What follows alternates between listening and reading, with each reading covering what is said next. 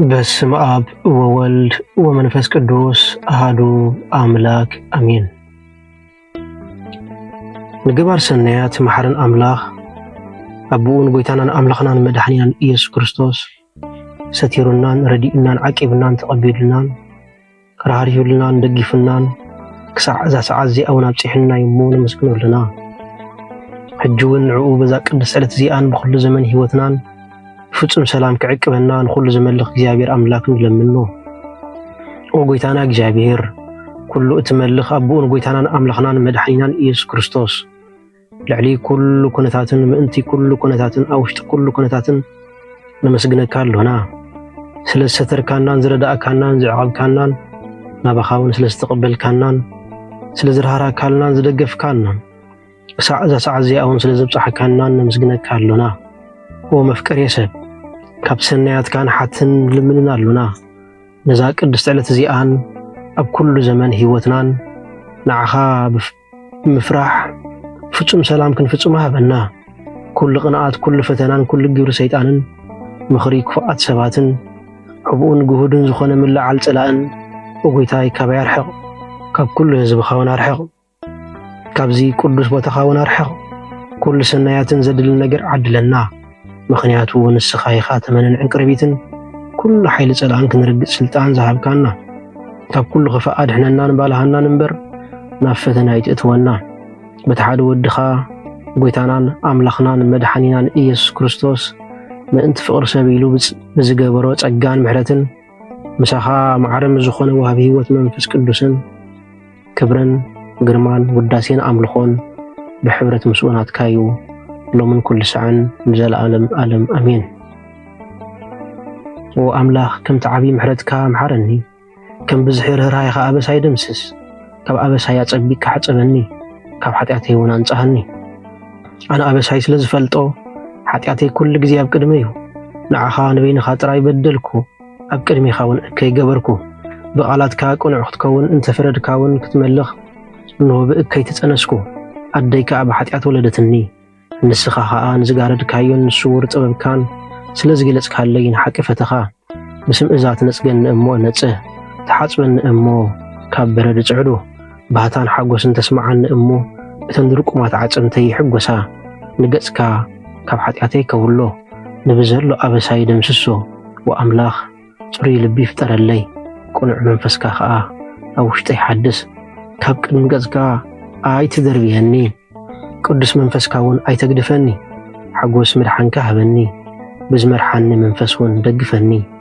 ሽዑ መገድኻ ንገበኛታት ክምህሮም እየ፣ እቶም መናፍቓንካ ናባኻ ክምለስ እዮም። ወኣምላኽ ኣምላኽ ምድሓነይ ካብ ዕዳ ድማ እናግፈኒ፣ ልሳነይ እውን ብጽድቅኻ ክትሕጐስ እያ። ኦጎይታዬ ኣፈይ ምስጋናኻ ክነግርሲ ከናፍረይ ክፈት። መስዋዕት ባህ ኣየብለካኒ፣ መስዋዕት ምሕራር እውን ኣይትብህጎን ኢኻ። እትብህጎ እንተትኸውን ግና መቐርኩልካ ነይረ። መስዋዕት እግዚኣብሔር ትሑት መንፈስ እዩ። ኦ ኣምላኽ ንትሑታት ልብን ለዋህን ኣይትንዕቖን ኢኻ። ኦጎይታይ ንጽዮን ብሓጐስካ ሰናይ ግበረላ፣ መካብያታት ኢየሩሳሌም ይነደቓ። ሽዑ ብመስዋዕት ጽድቅን ብዝሓር መስዋዕት ቁርባን ባህ ክብለካ እዩ። ኣብ መሰዊእኻ እውን ኣራሑ ከቕርቡልካዮም። ሃሌሉያ። ስለ ቃላቱ ስም እግዚአብሔር አምላክና ይኽበር ይመስገን። እግዚአብሔር አምላክ በደልናን ኃጢአትናን ከይተመልከተ በቲ ጾሪ ዝኾነ ቃላቱ በቲ ጾሪ ዝኾነ ህያው ዝዓይን ዝሰርሕን ቃላቱ ክንጻናናዕ፣ ክንመዓዓድ፣ ክንመሃር፣ ክንብርትዕ፣ ካብ ውድቀትና እውን ክንትንስእ ስለ ዝፈተወን ስለ ዝፈቐደን ክብርን ምስጋናን ኣምልኾን ውዳሴን ስግደትን ንዕኡ ንበይኒ ይግባእ። ንሱ ኣብ ተጸዋዓሉ ካብኡ ዘይትፍለ ቅድስተ ቅዱሳን ንጽህተ ንጹሃን ኣቁራሪተ መዓት ናይ ሓድሽ ኪዳን ኩርቤል ዝኾነት ኣዴና ቅድስት ድንግል ማርያም ነቲ ኣማናዊ ዝኾነ መግቢ ህይወት ነቲ ኣማናዊ ዝኾነ መስተ ህይወት ስለ ዝሃበትናን ስለ ዝወለደትናን ወዳ ጎይታናን መድኃኒናን ኢየሱስ ክርስቶስ ብዘኽብራን ብዘፍቀራን መጠን ክብሪ ምስጋናና ይኹንና። ኩሎም መላእክት፣ ነቢያት፣ ሐዋርያት፣ ጻድቃን፣ ሰማዕታት እግዚአብሔር አምላክ ብዝሃቦም ክብርን ማዕረግን ይኽበሩን ይመስገኑን። ዝኸበርኩም ህዝበ ክርስቲያን ከመይ ቀኒኹም ከመይ ኣለኹም? አሜን። ስምትሉሉን ሕያውን ዝኾነ እግዚአብሔር አምላክና በአና ብድኹማት ባሮቱ ይኽበር ይመስገን። ናይ ሎሚ መዘራረቢ አርእስትና ድርብ ህይወት ወይ ከዓ ብኽልተ ምስሊ ካብ ምንባር አቋርጽ ዝብል እዩ። ናይ መብዛሕትና ህይወት ድርብ እዩ። ካብ ድርብ እውን ንላዕሊ ዝሓለፈ ክኸውን ይኽእል እዩ። እዚ ማለት ሓደ ግዜ ጻድቃን ንኸውን ወይ ከዓ ቅዱሳን ንኸውን፣ ሓደ ግዜ ከዓ ስጋውያን ንኸውን፣ ሓደ ግዜ መንፈሳውያን ንኸውን፣ ሓደ ግዜ ቅዱሳን ንኸውን፣ ሓደ ግዜ ከዓ ናይ ሰይጣን መገዲ ንኽተል።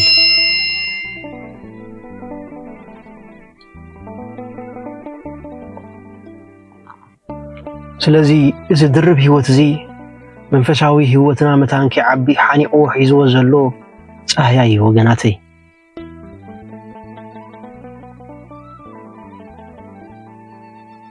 ኣብ ቅድሚ ቤተ ክርስቲያን ቅዱስ ኢኻ ትመስል። ኣብ ናይ ፌስቡክ ገጻትካ፣ ኣብ ናይ ዋትስኣፕ ፕሮፋይልካ፣ ኣብ ማሕበራዊ ሚድያታትካ እትሕፎም ጥቕስታት ኣዝዮም ንልቢ ዝምስጡ እዮም።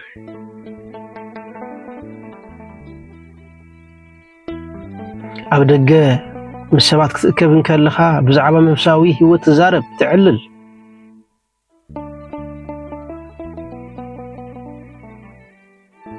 ብሕብኡ ግን ንስኻ ዲኻ? ኣብ ጸልማት ግን ንስኻ ዲኻ? እቲ ኣዝዩ ሓደገኛ ህይወት ቁሉዕ ኃጢአት ኣይኮነን። እቲ ዝኸፍአ ኃጢአት ብቅዱስ መልክዕ ዝተሸፈነ ሕቡእ ኃጢአት እዩ ወገናተይ።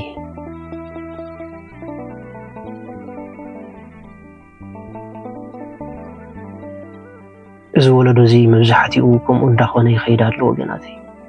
ዘፍርሕ ነገር እሱ እዩ።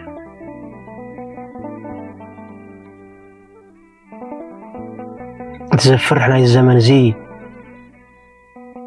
ንሰብ ዘጥፍእ ዘሎ አቶሚክ ቦምብ ኣይኮነን ወይ ከዓ ኒኩለር ኣይኮነን። እቲ ንሰብ ዘጥፍእ ዘሎ ክልተ ምስሊ እዩ ኣብዚ ዓለም እዚ።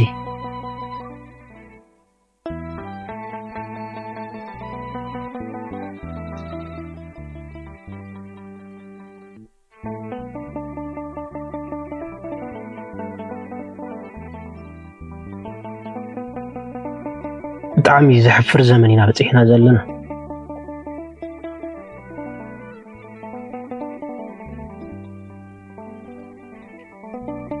ቤተ ክርስቲያንና ብኽልተ ምስሊ ዝመልኡ ሰባት ዕለቕሊቓ ኣላ። እዚ ክንብል ከለና ወገናተይ ኃጢአት ሰሪሕኻ ቤተ ክርስቲያን ኣይትኸይድ ማለት ኣይኮነን። ግን ህይወትካ ንጹር ይኹን ወይ ኃጢአተኛ ኩን ወይ ቅዱስ ኩን ወይ ብኃጢአትካ ተኣምን ወይ ብቅድስናኻ በርቲዕኻ ስራሕ።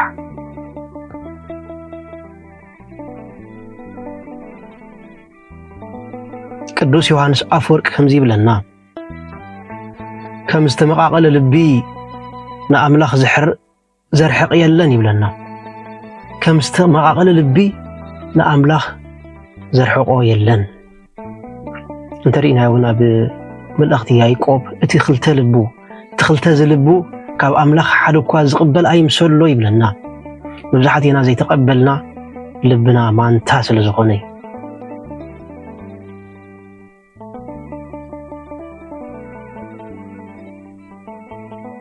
ኣብ ምውፃእ ገንዘብ ነፀላ ተኸዲና መንፈሳውያን ንኸውን። ጓይላ ክጅምር እንከሎ ግን ነፀላና ደርቢና እንስዕስዕ፣ ነፀላና ደርቢና ዝተፈላለዩ ቅድታት ናይ ሰዓት እንርኢ ንሕና ኢና።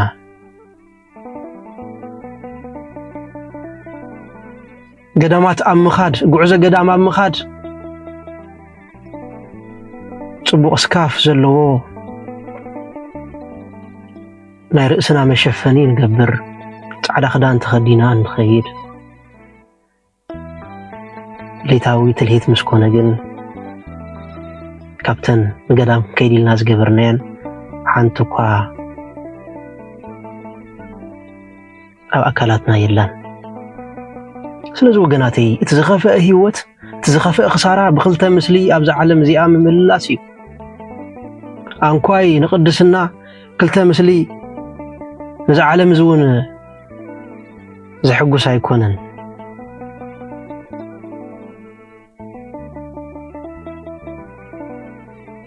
ብኽልተ ምስሊ ኣንኳይ ኣብ መንፈሳዊ ህይወት ኣብ ዓለማዊ ህይወት እውን ክንዕወት ኣይንኽእልን ኢና። መብዛሕትኡ ህይወትና ምስቅልቅል ኮይኑ ዘሎ በዚ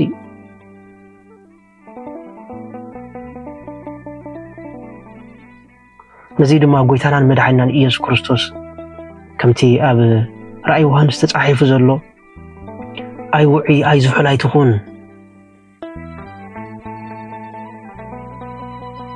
ጡፍ ብምባል ከይተኣፍኣካ ይብለና።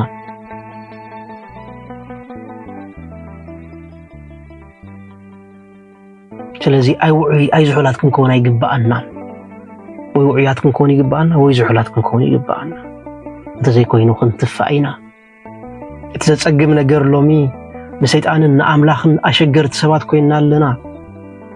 ዲያብሎስ ምሳይ ኣለዉ ክብለና እንከሎ ናብ ኣምላኽ ንኸይድ፣ ኣምላኽ ምሳይ ኣለዉ ክብለና እንከሎ ናብ ዲያብሎስ ንኸይድ።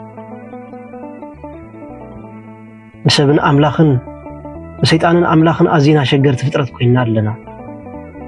ከምቲ ሓደ ግዜ እግዚአብሔር ኣምላክ ነቦና ሙሴ ዝበሎ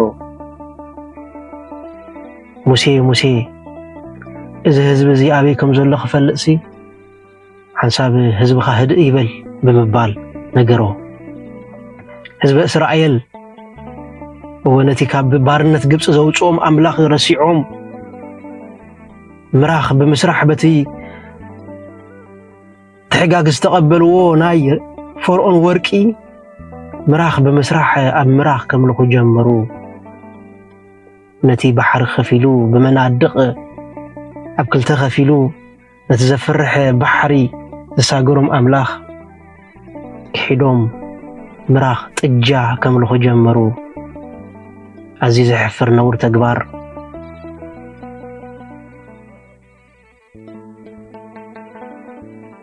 ስለዚ ናይዚ ዓለም እዚኣ ምስሊ ክልተ ምስሊ ድርብ ህይወት ኮይኑሎ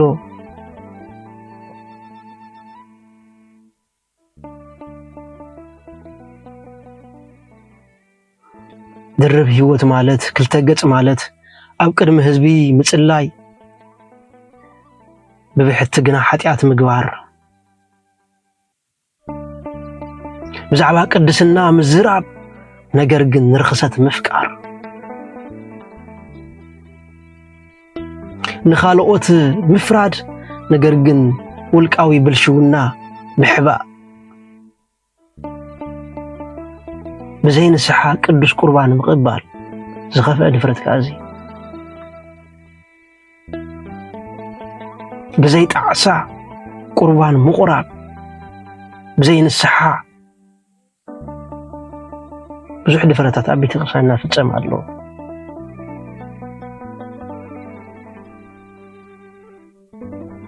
ብዘይ ንጽህና ኣኽሊል ምልባስ ተኽሊል ምፍጻም እዚ ወገናተይ እንታይ ይባሃል? መንፈሳዊ ምትላል። እግዚአብሔር ኣምላክ ኣብ ይሰውረና እተኒ ህይወትና ኣብ መንፈሳዊ ህይወት ንኸይና ዓቢ ሓሊኹ ሒዝና ዘሎ መብዛሕቲና ብመንፈሳውነት ኣታለልቲና። ስለምንታይና ግን ነዚ ነገር ዝንገብሮ ተተባሂሉ ከዓ ዝገርም እዩ። ካብ ኣምላኽ ንላዕሊ ንሰባት ስለንፈርሕ እዩ። ካብ ኃጢአትካ ምእማን ንላዕሊ ዝና ስለንደሊ ጻድቃን ክንመስል ስለንደሊ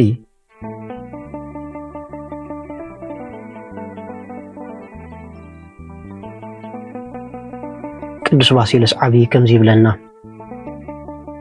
ቁስሉ ዝሓብእ ክፍወስ ኣይክእልን ይብለና ናይ መብዛሕትኤና መንፈሳዊ ህይወት ንድሕሪት ዝምለስ ዘሎ ከምቲ ሐዋርያ ቅዱስ ጳውሎስ ዝበለና ኣብቲ መወዳእታ ዘመን ገዛ እንዳኸዳ ቃል ኣምላኽ እንዳተማሃራ ነገር ግን መንፈሳዊ ህይወትን ዘይልውጣ ምስ ብዙሓት ደቂ ተባዕትዮ ዝምንዝራ ኣንስቲ ክመፅአን ኢልና ኣሎ ከምኡውን በኣንጻሩ ኣወዳት ስለዚ ወገናተይ መንፈሳዊ ምትላልና ክሳብ መዓስ እዩ ከበቅዕ እዚ ሓደጋ ምስልይነት ሓደጋ ኣለዎ ወገናተይ ኣምላኽ ናባና በዚ ተግባር እዚ ክቐርብ ኣይክእልን እዩ እቲ ክልተ ዝልቡ ካብ ኣምላኽ ሓንቲ እኳ ክቕበል ከም ዘይክእል ይፍለጥ ይብለና ሐዋርያ ያዕቆብ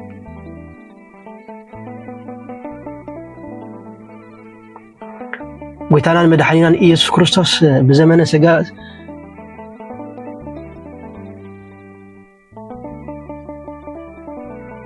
ብዘመነ ስብከቱ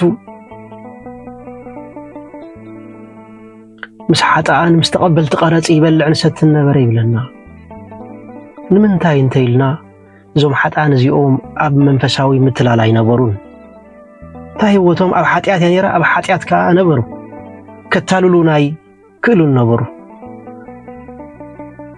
ሎሚ ግን ክርስቶስ ምሳና ተቐሚጡ ንኸይበልዕ ካብ ንሰብ ካብ ንኣምላኽ ንሰብ ዝፈርሐና ኢና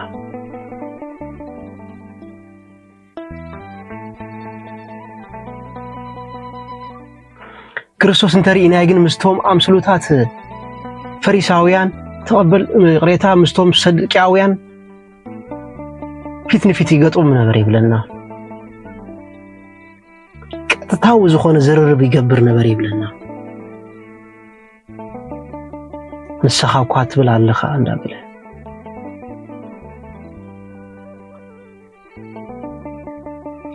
ነቲ ሸሓኒ ወይ ከዓ ነቲ ድስቲ ብላዕላይ ዘይኮነስ ብውሽጡ ሕፀብዎ እንዳበለ ካብ ልግሚ ካብ ብሑቕ ፈሪሳውያን ተጠንቀቁ እንዳበለ ፊት ንፊት ይገጥሞም ነበር ይብለና ነቶም መንፈሳዊ ምትላል ዝነበሩ ሰባት ስለዚ ወገናተይ መንፈሳዊ ምትላል ኣዝዩ ከቢድ እዩ ምስ ገዛእ ርእሱ ምስ ከውሒ ዝበኣስ ሰብ ተራፂሙ ዝመውት በሊሕ ነገር ዝረግፅ ሰብ ንገዛእ ርእሱ እዩ ዝጎድእ ከምቲ እግዚአብሔር ኣምላክ ነቦና ሐዋርያ ጳውሎስ ዝበሎ ጳውሎስ ተሳድደን ለኸይሎ በሊሕ ነገር እንተረገጽካ ግን ርእሲ ኻይ ዝገደካ ስለዚ ነገራተይ ወገናተይ በሊሕ ነገር ኣይንርገጽ መንፈሳዊ ምድንጋር መንፈሳዊ ፖለቲካ መንፈሳዊ ምትላል ኣይነብዝሕ ምስ ከውሒ ከይንራመጽ በሊሕ ነገር ከይንረግጽ ብዙሓት ኣብ ቤት መቕደስ ኣምላኽ ኮይኖም ስጋዊ ነገር ዝፍጽሙ ሰባት ኣለዉ ካብ ኣምላኽ ንላዕሊ ናይ ሰባት ዓላማን ኣጀንዳን ዝኽይዱ ሰባት ኣለዉ እግዚአብሔር ኣምላክ ኣብ ይሰውረና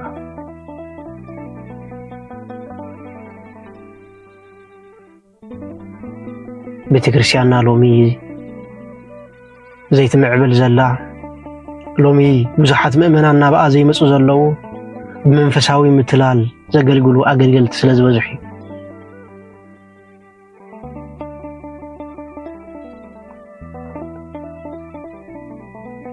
ከምቲ ጎይታናን መድሓኒናን ኢየሱስ ክርስቶስ ኣብ ኢየሩሳሌም ኣብ ምኩራብ ከይዱ ነቲ ሰደቓ ናይቲ ሸያጦን ንብረቶምን ዝበተኑ እግዚአብሔር ኣምላክ ድማ ሓደ መዓልቲ ምሰደቓ ናይ ብዙሓትን መንፈሳዊ ምትላል ኣብ ቤት ኣምላኽ ዘካይዱ ሰባት ሰደቆም ክብትን እዩ እግዚአብሔር ኣምላክ ካብ ይሰውረና ብጭጉራፍ ኣውፅኦም ይብለና ትንጹህ ዝኾነ ኣምላኽ በቤቱ ኣዝዩ ቀና ኣምላኽ እዩ መንፈሳዊ ምትላል ኣይፈቱን እዩ ቤተይሲ ቤት ጸሎት እያ ንስኻትኩም ግን በዓቲ ሰረቕትን ጓሓላሎን ገበርኩማ ብምባል ነቲ ዳዊት ዝተዛረቦ ቃል ትንቢት ፈጸሞ ቅንዓት ቤት ከበልአን ዝብል እግዚአብሔር አምላክ በቤቱ ቀናኢ እግዚአብሔር አምላክ በስሙ ቀናኢ ስለዚህ ወገናተይ መንፈሳዊ ምትላል ተቋርጥና አዝዩ ህይወትና ዝጠቅም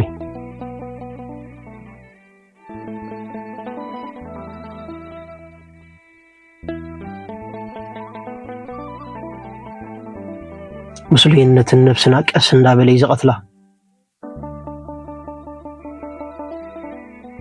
مسلينة نايجزار سخ حتياتن نايجزار سخ ودكات مزر السعي وجناتي قدوس إفريم سيراوي كم زيب لنا حتياتي كريم بر نحوي أي فرقني بمبال ስለዚህ ወገናተይ መንፈሳዊ ምስሊነት ገዲፍና ንሓውና ኃጢአት ዘይኮንስ ናይ ገዛርስና ኃጢአት በመርአይ ገዛርስና ንኹን ድርብ ህይወት ኣብ ኃጢአት ካልኦት ዘተኮረይ ንኃጢአትና ግና ንርስዖ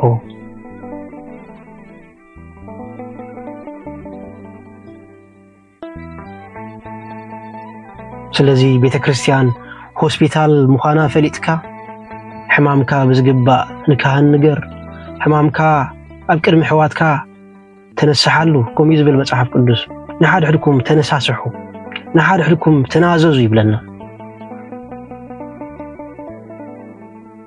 ወንሓድ ሕድኩም ኃጢአትኩም ተነጋገሩ ይብለና ሎሚ ግን ኃጢአትና ብምሽፋን ናይ እክል ኃጢአትና ንዛረብ እቲ ኣብ ሆስፒታል ዝደቀሰ ሕሙም ብዛዕባ ሕማሙ ዘይዛረብ መን እዩ ብኸመይ ዳ ናብዚ ሆስፒታል ዝመጪኻ ንዝብሎ ከምዚ ስለ ዝኾንኩ ከምዚ ስለ ዝጋጥመኒ ዘይብል መን እዩ ንሕና ውና ቤተክርስቲያን ንኸይድ ሓሚምና ኢና እሞ ብዛዕባ እቲ ዘወደቐና ኃጢአት ክንዛረብ ይግባአና ፊት ንፊት ክንዛረብ ይግባአና ወገናት እቲ ኃጢአቱ ዝሓብእ ፍዳ ይእክብ ይብለና ኣብ ምሳሌ እቲ ኃጢአቱ ዝዝክር ግና እግዚአብሔር አምላክ ንኃጢአቱ ይርስዑ ይብለና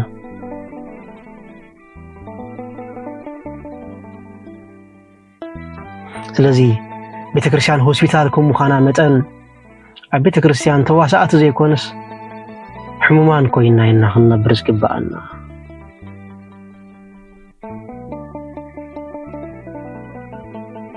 ብቕልዕና ክንናዘዝ ይግባአና ናይ ብሓቂ ክንንስሓ ይግባአና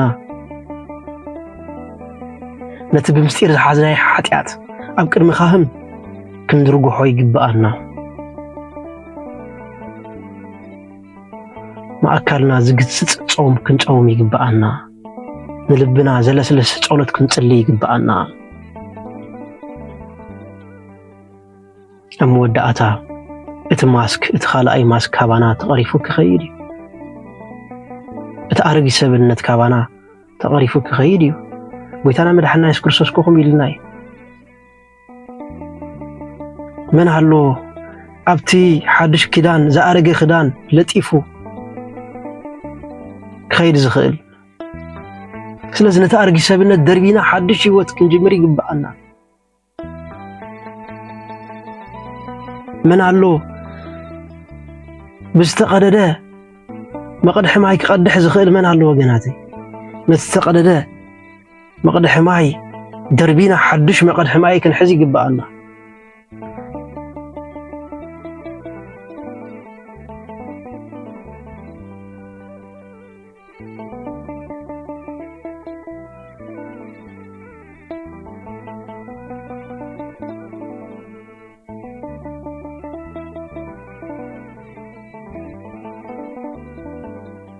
ስለዚ ወገናተይ ገዛ ርእስና ንርከባ ምስ ገዛ ርእስና ሰላም ንኹን ገዛ ርእስና ንፍለጣ ኩሎም ቅዱሳን ገዛ ርእሶም ዝፍለጡ እዮም ኃጢአቱ ከይተነስሐ ናይ ገዛ ርእሱ ኃጢአት ብግልጽ ከይተዛረበ